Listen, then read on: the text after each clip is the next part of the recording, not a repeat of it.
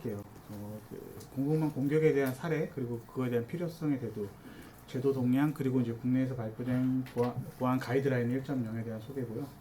저희가 만든 S봄하고 오픈소스 취약점 관리 플랫폼에 대한 그 흐름에 대한 설명과, 그리고 이제 동영상, 최종적으로 보안 활동 목표에 대해서 설명을 좀 드리도록 하겠습니다. 먼저 이제 기본적인 어떤 공공망 공격이에요. 그래서 예전에는 이제 기존에는 이제 그 다운스트림에 대한 공격, 그러니까 최종 사용자에 대한 운영 환경에 대한 공격이었다라고 하면은, 이제 업스트림 단계는 개발이나 이제 빌드 또 배포 과정에서 이제 침투해서 이제 그 다수의 피해를 발생시키는 것이 이제 공공망 공격의 어떤 특징이라고 좀 보시면 될 것 같습니다. 그래서 이제 공공망 공격 사례 중에서 이제 세 가지 정도를 준비를 했는데요. 이제 솔라인즈 사건으로 이제 최초에 이제 1번 보면은 이제 해커가 이제 그 솔라인즈 시스템에 이제 침투를 해서 그 오리온이라는 업데이트 모듈에 이제 악성 코드를 심게 됩니다. 그래서 이제 이 감염된 업데이트가 이제 전 세계 고객사들에게 이제 배포가 되고, 또 그 백도어 활성화되고 이제 정보 유출과 장애가 발생하는 사건으로 18,000개의 기업이 이제 감염되는 그런 사례가 있었고요. 두 번째로 이제 많이 아시겠죠? 이거 로그4j 사건으로 해서 그 첫 번째 내용을 잠깐 간단히 보면은, 이제 공격자가 이제 악성 문자를 보내게 되면 그걸 서버가 이제 그대로 따라가서 공격자 서버에서 그 접속을 시도하고, 그 뒤에 이제 공격자가 시키는 대로 이제 악성 파일을 다운로드 받고 실행해서 원격 코드 실행이 발생하게 되는 것입니다. 그래서 이 코드 한 줄로 서버가 장악되는 CVSS 그 10점 만점 10점 기록한 취약점이고요. 네, 되게 유명한 사건이었죠. 그 다음으로 이제 최근 사례인데요. 그 엑세트 유틸, 압축 유틸, 이것도 마찬가지로 CVSS 10점 만점에 10점 기록한 그 취약점입니다. 그 내용으로 보면 이제 SSH 서버에 원격으로 무단 접근해서 그래서 긴급 보안 경고가 이제 작년 3월 29일 날 발표가 되고요. 그래서 그 액세스 유틸은 이제 리벨렉스마라는 그 어떤 라이브러리에 이제 악성 코드가 심어져 있던 것이고, 또 이제 특정 조건에서 이제 공격자에게 원코 코드 실행 권한이 부여되는 그런 공격이었습니다. 이걸 처음 발견한 사람은 마이크로소프트의 이제 안드레스 프룬드라는 그 개발자였고요. 평소하고 다르게 이제 SSH 로그인 할 때마다 미세하게 이제 좀 느려지는 문제로 이제 디버깅을 하다가 발견된 문제입니다. 이 악성 코드를 심은 사람이 이제 교묘하게 이제 했던 그 사회 활동을 한 이력을 보면요. 맨 처음에 2021년 지아T75라는 아이디로 지아탄이라는 사람이 아이디를 생성하게 됩니다. 그리고 이제 오픈소스 개발에 참여하기 위해서 이제 이 당시 이제 엑스테트 유틸의 단일 관리자였던 이제 라스콜린이라는 사람하고 약간 2년 동안의 이제 친분 관계를 쌓고 그 프로젝트 관리의 권한의 일부를 좀 유인받게 됩니다. 그래서 그 24년에 악성 코드를 유포하는 그런 과정을 보시게 될 수 있습니다. 그래서 이렇듯 확실히 이제 그 공격 자체가 다운스트림에서 업스트림 단계까지 올라와서 공격을 하는 모습을 볼 수 있습니다. 그 외에도 이제 UNC 4736이라는 인물이 엑스트레이더라는 이제 금융 소프트웨어인데, 여기 이제 머레어를 감염시켜 놓고 3CX의 업체 그 직원이 개인 컴퓨터에다가 이 엑스트레이더라는 그 소프트웨어를 다운로드 받으면서 개인 인증 정보가 탈취가 되고, 또 3CX의 그 VPN에도 침투한 사건입니다. 그래서 이렇게 이제 여러 네트워크망을 좀 옮겨 다니면서 공격할 수 있다는 것이 공공망 공격의 특징이라고 볼 수 있습니다. 그 외에도 이제 오른쪽 하단에 본 것과 같이 이제 헤즈볼라에서 작년 9월이죠. 이제 그때 이제 삐삐랑 무선 호출기가 동시다발적으로 폭발해가지고 사망하는 사건도 많이 있었죠, 그때. 그래서 이제 전자제품에 대한 공공망에 대한 신뢰가 좀 약화되고 있다는 모습과, 그리고 이제 그 위에처럼 계속적으로 공공망 공격에 대한 시도는 계속 지속되고 있다라는 게 이제 현재 어떤 그 사례로 좀 볼 수 있겠습니다. 지금까지 좀 사례를 봤는데요. 그렇다면 이제 해커가 공격할 때 이제 공격 시간이 얼마만큼 변하는지 좀 보게 되면요. 그 드웰 타임이라고 해서 이제 공격을 지속하는 시간을 얘기해요. 그래서 보시다시피 이제 2011년도에 보면 416일에서 올해는 2024년에 11일로 단축이 되는 것으로 볼 수 있고, 또 그에 반해서 이제 보안 취약점에 대한 소요 수정 일수가 점점 증가되고 있다는 걸 좀 볼 수 있습니다. 그래서 이제 아무래도 이제 소프트웨어 개발이 좀 쉬워지고 보편화되는 이유도 있고 좀 있습니다. 이렇게 봤듯이 아까 봤듯이 이제 솔라인즈 사건에서 봤듯이 우리의 개발 환경은 과연 안전한가? 그 로고4j 사건을 봤을 때 우리가 사용하는 소프트웨어 부분 과연 안전한 것인가? 그리고 이제 엑세트틸 그 압축 유틸리티 사건을 봤을 때 오픈 소스의 커뮤니티는 과연 믿을 수 있는가라는 이제 이런 의문이 이제 생기게 되고요. 방금 봤었던 이제 아까 빠른 공격 그리고 늘어나는 이제 취약점 수정 시간 그리고 이제 공격자 입장에서는 수백 개의 기업을 감염시킬 수 있는 이런 효율적인 공격을 어떻게 막을 수 있는가 이제 이렇게 보안 관점 자체가 이제 운영 환경에서 개발 환경으로 좀 이동하게 돼 있던 것이고 그게 바로 공공망 공격 그 보안이 이제 등장하게 되는 어떤 배경이 되는 것입니다. 이제부터 좀 제도화에 대해 보겠습니다. 이제 미국이나 유럽, 우리나라 각각 세 군데 보겠는데요. 처음에 이제 바이든 행정명령으로 14028이 발표가 되고요. 이제 이때 사이버 보안 그 내용 그 가이드라인으로 초안으로 이제 S봄에 대한 생성과 제출에 대한 그 내용이 언급되기 시작합니다. 그래서 잠깐만 그 S봄에 대한 걸 잠깐 얘기를 말씀을 드리면 그 개념이에요. 이제 이런 개념이 계속 나올 텐데 이제 S봄은 이제 우리 그 제품의 소프트웨어가 어떤 구성 요소로 구성이 되어져 있는가라는 걸 얘기하는 거고요. 또 VDR이라고 해서 그럼 이 제품 안에 들어있는 게 어떤 취약점이 존재하는가 그래서 취약점의 기술을 얘기하는 거고 좀 그 취약점이 있다 하더라도 과연 이 취약점이 영향을 미치는가라고 해서 백스라는 용어가 나오게 됩니다. 그래서 이제 그 아까 좀 전에 말씀드렸듯이 이제 S봄에 대한 그 가이드가 발표가 됩니다. 그리고 이제 시사에서 이제 S봄 가이드라인 초안이 발표가 되고 2023년 3월에 모든 연방기관의 연방기관에 이제 제품을 납품할 때는 S봄에 대한 대출이 의무화가 됩니다.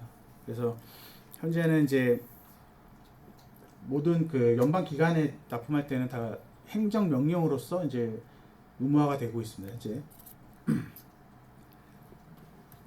그리고 이제 유럽을 보면요, 그 얼마 전에 저희 시험 봤었죠. 그래서 이제 CRA 초안이 2022년에 발표가 되고 2024년 12월부터 이제 법적 효력이 발생하게 됩니다. 그래서 그 27년에는 CRA가 의무화가 돼서 유럽의 EU에 이제 출시되는 제품 자체는 S봄에 대한 제출과 보관 공유가 의무화가 됩니다. 자, 저희 나라는 좀 느립니다. 그래서 아까 봤던 그 로고4j 사건 이후에 이제 공공망 보안에 대한 개발이 착수가 되고요. 2024년 이제 작년 5월이죠. 이제 공공망 보안 가이드라인 1.0이 발표가 됩니다. 그 공모 시행이 계속 진행이 됐고, 저번 달 10월 22일 날 그 범부처 정보보호 종합대책이 발표가 돼요. 그래서 이 내용을 잠깐 보면요. 이 네 가지의 방향을 그때 저번 달에 설명을 했고요. 그중에 3-2 글로벌 기준 부합 보안 환경을 보면은 소프트웨어 구성 요소에 대한 제출은 27년까지 제도화하고 보안 문제가 발견된 IT 제품은 공공 조달 도입을 제한한다라는 내용입니다. 그래서 27년도에는 무조건 그 제도화가 된다라고 보시면 될 것 같습니다. 그 외에도 이제 연내에 이제 2.0에 대한 가이드라인이 아직 그 발표가 된다고 했는데 아직까지는 그 발표가 안 된 상황입니다. 좀 기다려봐야 될 것 같습니다. 이제 다시 돌아와서 이제 공격 사례를 보면 공격자 입장에서 가장 쉽게 접근할 수 있는 게 이제 사실 아까 봤듯이 오픈 소스예요. 그러면 이제 그거에 대한 장점을 보면 이제 개발 속도와 유연성, 비용 효율성, 품질 강화와 이제 개발 레퍼런스 확보 등에 대한 이점이 있죠. 근데 사실 이제 보안 관점에서 보면 이제 오픈 소스라는 거는 이제 오픈이 돼 있다 보니까 양날의 검이기도 하겠죠. 그래서 그럼에도 불구하고 이제 96%가 기업의 96%가 오픈 소스를 사용하고 있다는 점입니다. 근데 하지만 그 안에 들어가는 수백 개의 라이브러리라든가 이제 누가 만들었고 업데이트가 언제 되었는지는 알 수가 없고 어떤 이런 편리함의 대가로 공격 하나로 이제 신뢰를 잃을 수 있다는 것입니다. 그래서 우리 제품에 들어가는 이제 소스 코드뿐만 아니라 오픈 소스 자체도 관리해야 된다는 것이고 이런 그 보이지 않는 부분까지도 가시화하는 것이 바로 공공망 보안에서 얘기하는 S봄이라는 것입니다. 자, 이게 그 소프트웨어 공공망 보안에서 다시 한번 정의를 보면요, 소프트웨어를 개발하는 일련의 모든 과정, 그 결과물까지 이런 것들이 공격자에 의해서 악용되거나 또 변조되지 않도록 무결성과 신뢰성을 보장하는 보안 체계라고 얘기할 수 있겠습니다. 그래서 가장 큰 특징은 사실 레질리언스입니다. 그러니까 복원력입니다. 계속 이제 우리 CRA도 마찬가지로 알짜가 레질리언스듯이 공공망 보안에 대한 핵심은 가장 복원력인 거예요. 그리고 이제 완벽한 보안이 아닌 생명주기 관리를 통해서 유지 보수하는 것이 핵심이라고 볼 수 있습니다. 그리고 공공망 보안 가이드라인 1.0에서 얘기하는 것이 이제 개발사, 공급사, 운영사에 대한 역할을 정의하는 거고, 또 개발 단계부터 개발사를 포함한 참여 기업에 대한 책임을 강조하고 있습니다. 그리고 마지막으로 S부문에 대한 생성 자체가 이제 공공망 보안의 시작이라고 말씀드릴 수 있겠습니다. 이거는 이제 공공망 보안 가이드라인 1.0에서 이제 나왔던 내용들을 좀 소개를 드릴게요. 그래서 이렇게 이제 개발사, 공급사, 운영사 이제 세 개로 나눠서 각각의 보안 활동을 정의를 하고 있어요. 근데 이런 정의되는 내용 자체가 좀 구체적이고 좀 많죠. 근데 하지만 이제 어떤 개념적인 정의로 정의한 거고, 어떤 참여자들의 보안 활동 자체를 딱딱딱 구분하는 건 아니에요. 그래서 어떤 가장 중요한 점은 이제 제품을 중심으로 한 보안 활동이 이루어지고 있다는 것이 가장 큰 핵심이라고 좀 이해하시면 될 것 같습니다. 아까에 대한 보안 활동에 의해서 이제 참여자의 보안 활동 체계 구축을 보면 어떻게 해야 하는지에 대한 얘기인데요. 이쪽에 지금 공급사, 개발사, 공급사 있듯이 이제 플랜부터 시작을 합니다. 저 팔자 형태로 해서 플랜에서 보안 분석 모니터까지 어떤 흐름인데요. 개발사는 일단 얘기하는 것은 안전한 빌드 환경에서 취약점이 존재하지 않는 안전한 코드로 개발하는 것과 100%의 무결성을 확보해야 된다는 것입니다. 그리고 이제 공급사 자체는 이제 안전하게 공급받은 소프트웨어적인 무결성을 유지하면서 취약점이 발생했을 때 개발사와 고객사에게 모두 다 통보를 해야 된다는 것이고요. 운영사는 소프트웨어를 구매를 할 때 제품에 대한 평가 그리고 유지 관리에 대한 프로세스를 따라야 한다는 그런 점입니다. 다음으로 이제 S봄에 대한 활용을 이제 또 정의를 하고 있는데요. 여기서 이제 개발사는 위험 관리를 위해서 이제 기초 데이터가 되는 아까 S봄이 시작이라고 했죠. 생성을 위한 필수 설비 구축이 좀 필요합니다. 그래서 이제 공급사하고 운영사는 이제 S봄에 대한 유통 체계를 좀 구축을 해야 된다는 그런 얘기고요. 그래서 S봄 리스트 자체는 개발사, 공급사, 유통사가 모두 이제 공유하고 보안 취약점 발생 시 이제 서로 이제 정보를 알려야 된다라는 것을 얘기하고 있는 그런 그림이라고 보시면 될 것 같습니다. 자, 그리고 이제 거점 구성 방안에 대한 또 내용이에요. 그래서 이제 국가는 이제 산업별 소프트웨어 공급망 거점을 구축하고, 그리고 이제 개발사, 공급사, 운영사가 이제 S봄 자체를 서로 공유하는 형태로 어떤 새로운 소프트웨어적인 위협이 발생했을 때 빠르게 조치하고 S봄을 서로 공급을 체계화하고 자동화하는 것이 이제 어떤 특징인 것이고요. 그래서 이제 공급망 전체를 산업 단위로 묶어서 이제 모니터링하고 이제 관리를 해야 된다는 것을 나타내는 어떤 그림입니다.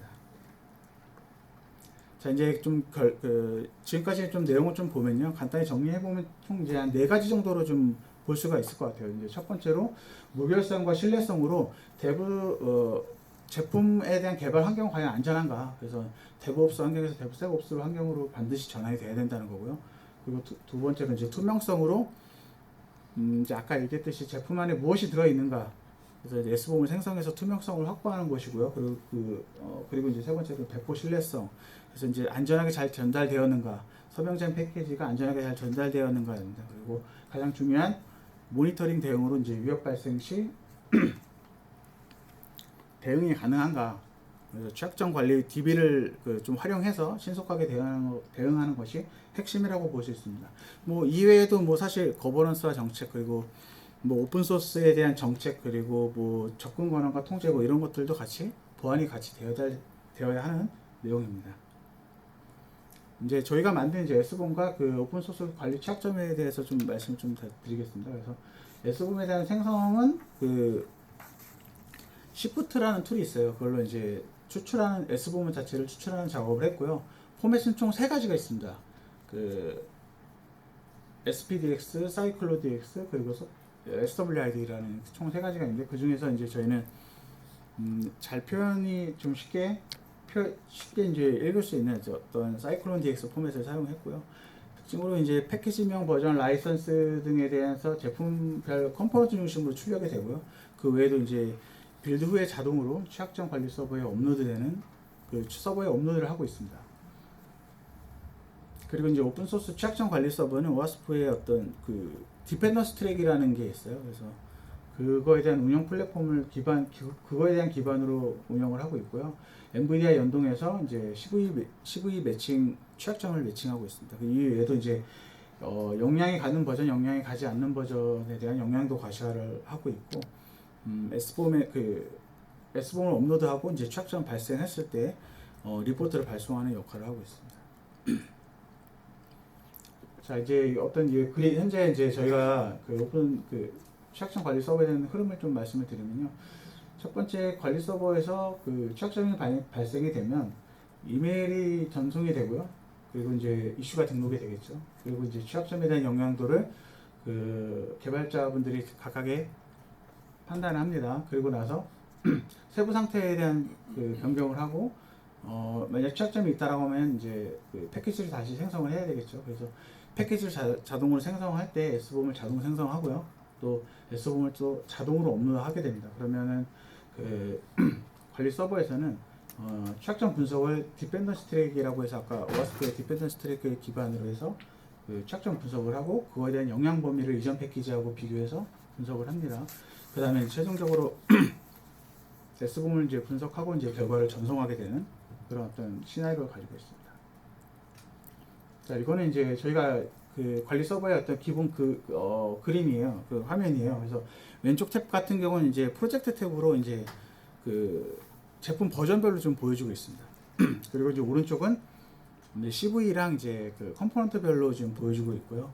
그래서 이제 위에 상단은 이제 그 S봄을 업로드할 수 있고 이제 취약점을 옆에는 그 수정할 수 있는 리스트를 상태를 수정할 수 있는 버튼이 가지고 있습니다.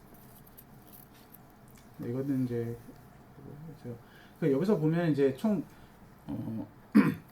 8가지, 7개에 대해서 저희가 이 버튼이 있으면 7개에 대해 상태를 다 체크를 한 모습이에요. 그래서 여기 맨 왼쪽에 보면 녹색의 동그란 그림처럼 지금 7개를 체크한 모습인 거고요. 홀드, 언노운, 이펙트, 날 이펙트, 그래서 총 날 이펙트를 4개를 선택한 모습이고 현재는 그 취약점 상태를 정상적으로 이제 완벽하게 반영하지 않는 상태에 총 3개를 그냥 그대로 놓고 이제 샌드 어플라이를 누르게 되면은 다음과 같이 이제 오른쪽 화면에서 보면은 이 리포트가 전달이 되게 되어 있습니다. 그래서 이제 내가 선택한 사용자가 설정한 취약점이 어떤 거고 그에 대한 리포트를 이렇게 좀 볼 수 있습니다. 아까 나디펙트는 그 영향 범위가 없기 때문에 사실 그 대수가 4개가 줄어든 395개로 표시되는 것을 볼 수 있습니다. 네, 이것도 그 같은 모습인 거고요. 배지가 그 4개가 없어져 가지고 3개만 남아 있는 모습인 거고요. 그리고 이건 CV별로도 볼 수 있어요. 그래서 이제 CV별로도 보면 이제 영향이 가는 프로젝트, 영향받지 않는 프로젝트에서 이 CV별로도 내가 가진 취약점에 대해서 상태를 좀 볼 수 있습니다. 네, 다음은 이제 시뮬레이션을 한 건데요. 취약점이 만약에 발생했어요. 취약점 관리 서버에서 취약점이 발생했을 때 이 지금 크리티컬하고 이제 하이를 2가지에 대한 상태를 취약점 시뮬레이션을 만든 거예요. 그래서 이 오른쪽에 보면은 이렇게 이제 메일로 발송이 되는 그런 모습을 볼 수 있습니다. 자, 이제 좀 시험 동영상 잠깐 좀 보면요.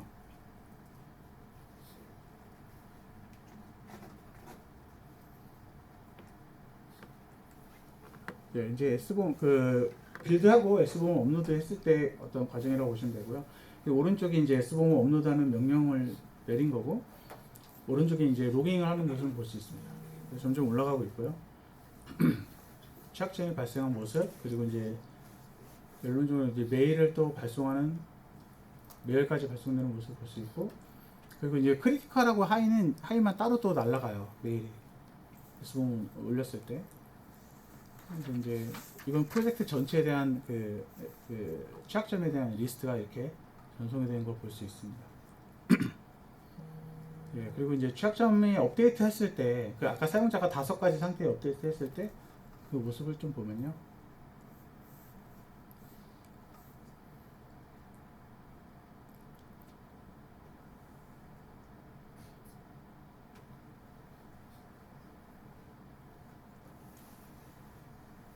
총 5개 선택한 거죠.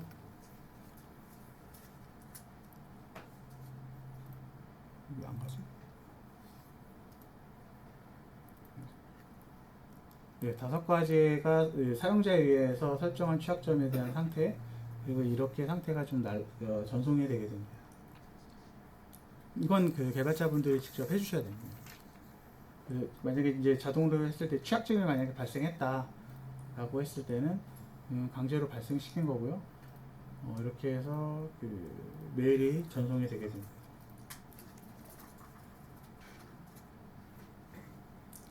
네, 여기까지가 어떤 하나의 동영상인 거고요. 다시 돌아와서 그래서 이제 최종적으로 우리가 어떤 활동을 해야 되냐라고 보면은 그 개발하는 과정을 좀 다시 한번 보면요. 맨 왼쪽이 그 취약점의 관리 취약점 관리 시스템인 거고, 그리고 이제 여기 아티팩트라는 거에서 이게 APT, 그리고 이제 레퍼지토리가 있고, 또 이제 빌드 머신, 그리고 릴리즈 서버가 이렇게 있다고 했을 때 여기에 모든 각각의 항목들이 이제 무결성과 신뢰성이 보장이 돼야 됩니다. 그래서 이 안전하지 않는 상태에서 개발하면 절대는 안 되는 거고요. 그래서 항상 그 취약점이 있다라고 하면 빌드 머신도 업데이트를 해야 되는 거고, 그리고 이제 릴리즈 서버도 취약점이 존재한다라고 하면 업데이트를 해야 된다는 것이고요. 그래서 과정을 좀 보면요. 저희가 먼저 체크아웃 받죠. 그러면 이제 코드를 받아서 다운로드를 받아서 수정을 하게 되잖아요. 그때 시큐어 코딩에 대한 준수를 하고 SC에 대한 분석, 그리고 정적 분석을 하게 되죠. 네, 그래서 이제 오픈 소스에 대한 취약점이나 서드 파티에 대한 라이브러리에 대한 검증, 그리고 이제 정적 분석으로 저희가 가진 코드 자체에 대한 취약점에 대한 검증을 한 이후에 빌드 후에 S봄을 최종적으로 생성을 하게 되고요. 그리고 이제 패키지에 대한 것 S봄뿐만 아니라 배포도 같이 서명이 돼야 됩니다. 그래서 서명이 돼서 릴리스 서버에 이렇게 업로드되는 어떤 일련의 과정을 좀 볼 수 있습니다. 그래서 어떤 이렇게 전체적으로 어떤 다 시스템 각각에마다 그 안전한 환경이 돼야 된다라고 하는 것이 S봄에 대해서 S봄에서 이제 그 공무원 보안이 얘기하는 가장 그 주된 내용이라고 좀 보시면 되겠습니다. 이건 사실 개발사로서의 어떤 역할을 좀 많이 얘기를 한 것입니다. 이거는 이번 초죠. 11월 5일 날 금융보안원 주체로 이제 공무원 보안 플랫폼 구축에 대한 협의체를 진행했었고요. 그때 이제 주요 내용 자체가 이제 취약점 관리 방안을 위해서 이제 개발사의 역할이 중요하다라는 논의였습니다. 그래서 크게 한 3가지 정도였는데요. 첫 번째로 이제 버그 바운티를 운영해요. 그래서 이제 집중 신고, 상시 신고를 운영을 해서 포상금이라든가 감사장, 명예전당 이런 걸 한다고 합니다.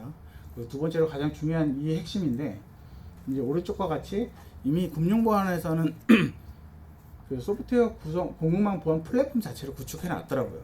그래서 이제 여기에 이제 S봄을 올리든 아니면 우리 소스 코드를 올려서 S봄을 추출해서 만들든 하라는 것입니다. 그래서 그 만들어진 S봄 자체를 그 금융사하고 금융소비자하고 서로 공유를 하겠다는 것이고요. 아직 참여할지는 사실 고민 중입니다. 그래서 아마도 안 할 때 싶습니다만은, 이제 3번째로 공유와 소통을 위한 비상연락망에 대한 구축, 그리고 이제 추가로 정기나 수시회를 개최해서 성과나 이제 신규 안건을 논의한다고 합니다. 그래서 아마 금융권에서는 내년부터는 적극적으로 아마 S봄 자체를 요구할 것으로 보고 있습니다.